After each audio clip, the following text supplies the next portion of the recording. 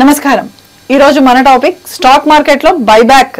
అసలు బైబ్యాక్ అంటే ఏమిటి, దీని గురించి కంప్లీట్ ఇన్ఫర్మేషన్ తెలుసుకుందాము. సీనియర్ ఫైనాన్షియల్ అడ్వైజర్ జీవి సత్యనారాయణ గారితో మన స్టూడియోలో. రండి సార్. నమస్కారం. నమస్తే. నమస్తే సార్. ఈరోజు మీరు మాకు స్టాక్ మార్కెట్ లో అసలు బైబ్యాక్ అంటే ఏమిటి దాని గురించి ఓకే. బైబ్యాక్, బై అంటే కొనటం, బ్యాక్ వెనకకి. కంపెనీ వాళ్ళు మన షేర్ని, అంటే ఏదైతే ఎగ్జాంపుల్ ఇప్పుడు మనం చెప్పేది ఏదైతే ఉందో బజాజ్ ఆటో, ఆ కంపెనీ గురించి మనం ఇప్పుడు విశ్లేషణ జరుగుతుంది. బజాజ్ కంపెనీ, బజాజ్ చేతకు ఉంది, బజాజ్ వాళ్ళ ఏవైతే గ్రూప్ ఉందో వాళ్ళదన్నమాట. అది బజాజ్ ఆటో, ఆ కంపెనీ షేరు బైబ్యాక్. బై అంటే కొనటం, బ్యాక్ అంటే వెనకకి.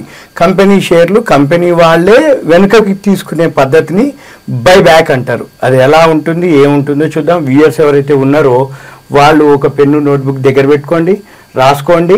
చిత్తోర్ఘర్ అని ఒక వెబ్సైట్ ఉంటుంది, చిత్తోర్ఘర్. ఈ చిత్తోర్ఘర్ వెబ్సైట్లోకి వెళ్తే ఈ చిత్తోర్ఘర్ వెబ్సైట్లో IPO అని వర్డ్ ఉంటుంది. IPO క్లిక్ చేయాలి. నెక్స్ట్ ఇక్కడ బైబ్యాక్ టెండర్ అని ఒక వర్డ్ ఉంటుంది, దీన్ని క్లిక్ చేయాలి. ఈ బైబ్యాక్ టెండర్ క్లిక్ చేస్తే ఒక్క నిమిషం సార్, బఫర్ అవుతుంది. ఓకే. ఈ బైబ్యాక్ టెండర్ ఆఫర్లోకి వెళ్తే మీకు ఇక్కడ చూపిస్తుంది లిస్ట్ ఆఫ్ బైబ్యాక్. ఇప్పుడు ఇక్కడ బజాజ్ ఆటో కంపెనీ ఒకటి ఉంది. ఈ బజాజ్ ఆటో కంపెనీ ఏదైతే ఉందో రికార్డ్ డేట్ రాలేదు, కానీ అంటే record date, issue open, issue close, ఆ డేట్ రాలేదు. Buyback tender offer, buyback price 10,000. ఈ బైబ్యాక్ ప్రైస్ 10,000 అంటే కంపెనీ వాళ్ళు కంపెనీ షేర్ని మన దగ్గర నుంచి 10,000 రూపాయలకు వాళ్ళు కొంటారనమాట. అయితే ఎందుకు కొంటారు వాళ్ళు, మరి 10,000 రూపాయలకి ఎందుకు తీసుకోవాలి? జనరల్గా ఈ బైబ్యాక్ ఏం జరుగుతుంది అంటే కంపెనీ షేర్ వాల్యూ ఏదైతే ఉందో దాని ప్రకారం, అంటే కంపెనీ వాళ్ళ దృష్టిలో company profit and loss balance sheet ప్రకారంగా దాని వాల్యూ 10,000, కానీ మార్కెట్లో 7,100 ఉంది ఈరోజు. అంటే 7,100 ఉన్నది, కానీ 10,000 దాని విలువ.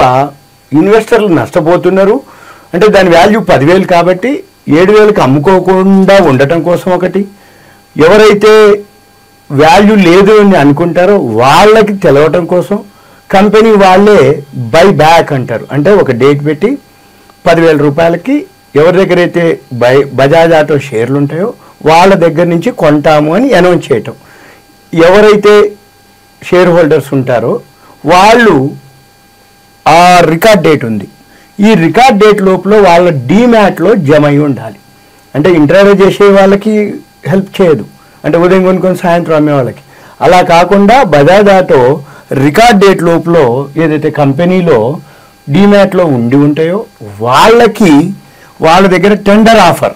అంటే ఏంది, మనం IPO ఏదైతే పబ్లిక్ ఇష్యూలు ఉంటాయో, అంటే ఉదాహరణకి ఇక్కడ ఇష్యూ సైజు అమౌంట్ 4,000 కోట్లు, 4,000 కోట్ల రూపాయలకి టెండర్ ఆఫర్. అంటే మనము అందరం సపోజ్ 100 మందో 20 మందో 50 మందో 1,000 మంది, ఎంతమంది దగ్గర అయితే బజాజ్ ఆటో షేర్లు ఉంటాయో వాళ్ళందరికీ కలిపితే 4,000 కోట్ల రూపాయలకి వాళ్ళకి కనుక బైబ్యాక్ ఇస్తే, ఏది రికార్డ్ డేట్ లోపల ఎవరైతే షేర్లు డీమ్యాట్లో ఉంటాయో వాళ్ళు ఇష్యూ ఓపెన్, ఇష్యూ క్లోజ్ టైంలో నా దగ్గర ఒక 100 షేర్లు ఉన్నాయి, నేను మీకు బైబ్యాక్ ఇచ్చేస్తున్నా, నాకు అమౌంట్ ఇవ్వండి అని ఎవరైతే అడుగుతారో అప్పుడు వాళ్ళ దగ్గర నుంచి కంపెనీ తీసుకోవటం జరుగుతుంది.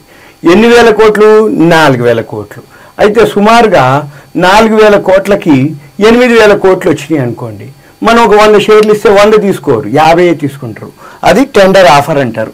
అంటే ఏంది, 4,000 కోట్లకి వాళ్ళు అమౌంట్ ఇస్తారు. అయితే 4,000 కోట్ల బదులు 8,000 వచ్చినాయి, 100కి 50. సపోజ్ 12,000 వచ్చినాయి, 16,000 వచ్చినాయి. 16,000 అంటే 4 రెట్లు అయినట్టు. అంటే 100 షేర్లు మనం బైబ్యాక్లో ఇస్తే మార్కెట్లో, అంటే వాళ్ళు 100కి 25 షేర్లే మన కాడ కొంటారు, మిగిలిన 75 మళ్ళీ డీమ్యాట్లో ఫ్రీ చేస్తారు. ఎప్పుడైతే 25 షేర్లకి 10,000 చొప్పున ఇస్తారు. కానీ మనకేం జరుగుతుంది అంటే ఎప్పుడైతే బైబ్యాక్ అనౌన్స్మెంట్ జరుగుతుందో, రికార్డ్ డేట్ వచ్చి ఇష్యూ ఓపెన్ అవుతుందో అక్కడ మార్కెట్లో కూడా ఆ షేర్ ధర ఏమవుతుంది, పెరగటం మొదలు పెడుతుంది. ఎప్పుడైతే పెరగటం మొదలు పెడుతుందో 10,000 రూపాయల కంపెనీ వాళ్ళే కొంటున్నారు కాబట్టి మార్కెట్లో ఆ షేర్ ఎప్పుడైతే పెరుగుతుందో మనం మార్కెట్లో కూడా అమ్ముకోవచ్చు. అయితే 10,000 ఉండదు, మార్కెట్లో కొంచెం తక్కువ ఉంటుంది. కంపెనీ వాడు సపోజ్ 100 ఉన్నాయి మన దగ్గర, కంపెనీ వాడు 25 తీసుకుంది అనుకోండి, మిగిలిన 75కి మార్కెట్లో ఇప్పుడు ఈరోజు 7,000 ఉంది, అప్పుడు 10,000 కాకపోయినా 9,000 చిల్లర అట్లా ఉంటుంది. ఇప్పుడు ఉదాహరణకి బజాజ్ ఆటో చూద్దాం. ఈ బజాజ్ ఆటో ఏదైతే కంపెనీ ఉందో అది ఏం చేస్తుంది, అది ఎక్కడుంది చూద్దాం మనం. బజాజ్ ఆటో ఇప్పుడు 1944-45లో ఇన్కార్పొరేట్ అయింది. వాళ్ళు ఏమేం చేస్తారు, manufacturing company based in Pune. ఈ బజాజ్ చేతకు వెహికల్స్ ఉన్నాయి కదా, స్కూటర్లు, కప్పులు అని ఉండేది ఒకప్పుడు, అవి కూడా ఇప్పుడు ఉన్నాయి. మళ్ళీ ఈవీలు, ఎలక్ట్రిక్ వెహికల్స్లోకి పోతున్నారు వాళ్ళు, బజాజ్ వాళ్ళు. ఇంకో ఇవి అన్నమాట. Bajaj auto limited tender offer, issue size 4,000 కోట్లు, ఇష్యూ అంటే 4,000 crores. షేర్లు ఎన్ని, 100,000, 100,000, 10,000, 1,00,000, 10 లక్షలు, 40 లక్షల షేర్లు కొంటారు. 10,000 చొప్పున 4,000 కోట్ల రూపాయలు. బైబ్యాక్ ప్రైస్ 10,000, ఫేస్ వాల్యూ 10 రూపాయలు, లిస్టింగ్ ఎట్ BSE NSE. ఈ కంపెనీ ఫైనాన్షియల్స్ ఏదైతే బ్యాలెన్స్ షీట్ ఉందో, ప్రాఫిట్ అండ్ లాస్ ఉందో, ఇవన్నీ కూడా మనము చూడొచ్చు. అయితే మనం ఏం చూడాలి, ఇప్పుడు ఈ బైబ్యాక్ మార్కెట్లో ఈరోజు ఎంత ఉందో చూద్దాము. Share price moneycontrol.com.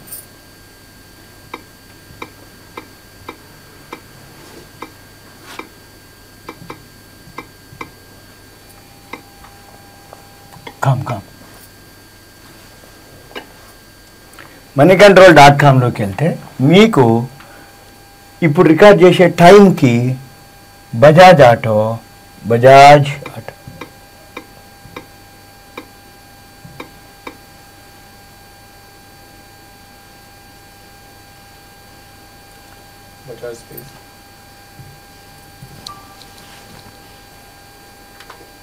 $7,165.95 ఉంది ఇప్పుడు ధర రికార్డ్ చేసే టైంకి. మీరు కొనే టైంకి మీరు చూడవలసింది ఏంటిది, 10,000 రూపాయలు టార్గెట్. 10,000 రూపాయలు ఎప్పుడు ఇస్తాడు, రికార్డ్ డేట్ రాలేదు, ఇంకా ఇష్యూ ఓపెన్ కానీ క్లోజ్ కానీ జరగలేదు. ఫస్ట్ రికార్డ్ డేట్ వస్తుంది. రికార్డ్ డేట్లో మీరు కొనుక్కొని ఉండాలి. అది ఏ రోజైనా ఎప్పుడైనా అనౌన్స్ చేయొచ్చు. రికార్డ్ డేట్ అనౌన్స్ చేసినాక మళ్ళీ 1 month 1.5 month లోపల ఈ ప్రాసెస్ ఉంటుంది. ఇప్పటి నుంచి సుమారుగా 1.5-2 months లోపు మ్యాక్సిమం అనమాట. అంటే మనము 7,000 రూపాయలు కనుక మనం కనుక బై చేసినట్టయితే మనకి 10,000 రూపీస్ వర్త్. అంటే 7,000కి 10,000, సుమారు 3,000 రూపాయలు. 28-29% విత్ ఇన్ 1.5-2 monthsలో వస్తుంది. అయితే ఒక షేర్ కొనుక్కుంటే 7,000 చిల్లర 10,000 రూపాయలు వస్తాయి. అంటే ఒక షేరు 10 షేర్లు కొనుక్కుంటే 71,000, 1,00,000 రూపాయలు. అలా కాకుండా మీకు డిమాట్ అకౌంట్ కానీ ఏదైనా ఉంది అనుకోండి, 2 రకాలు ఉన్నాయి దీంట్లో. ఒకటి ఏంటిది అంటే లోన్ కూడా ఇస్తారు, MTF అంటారు, మార్జిన్ ట్రేడింగ్ ఫెసిలిటీస్. అంటే మార్జిన్ ట్రేడింగ్ అంటే రేట్ ఆఫ్ ఇంట్రెస్ట్ 19.5%. ఒక్కొక్క బ్రోకర్ని బట్టి రేట్ ఆఫ్ ఇంట్రెస్ట్ తేడా ఉంటుంది. 19.5 కొన్ని ఉంటాయి, తక్కువ ఉంటుంది.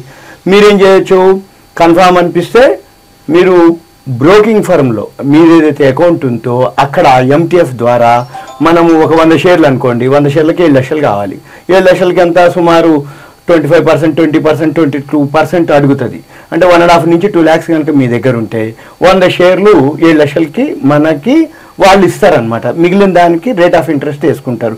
మనం ఏం చేయాలి, రికార్డ్ డేట్ వరకు డిమాట్లో ఉంచి బుక్ క్లోజర్కి ఏదైతే ఆ డేట్ ఉందో వాళ్ళకి ఇచ్చేస్తే మళ్ళీ మిగిలింది ఏం చేయాలి, మనం ఎప్పుడైతే రేట్ పెరుగుతుందో అక్కడ మనము ఎగ్జిట్ అయిపోతే మంచి లాభాలు వస్తాయి. ఇప్పుడు బైబ్యాక్ ఉంది. ఎగ్జాంపుల్ ఇంకొకటి పాత చూపిస్తే ఐడియా కోసం.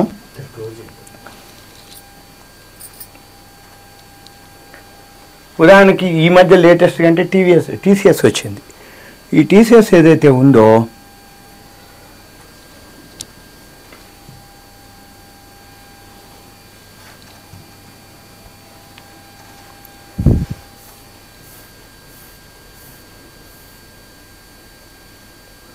అంటే ఇప్పుడు మనం న్యూ ఇయర్లో ఉన్నాం, 23లోకి వెళ్ళిపోయాను.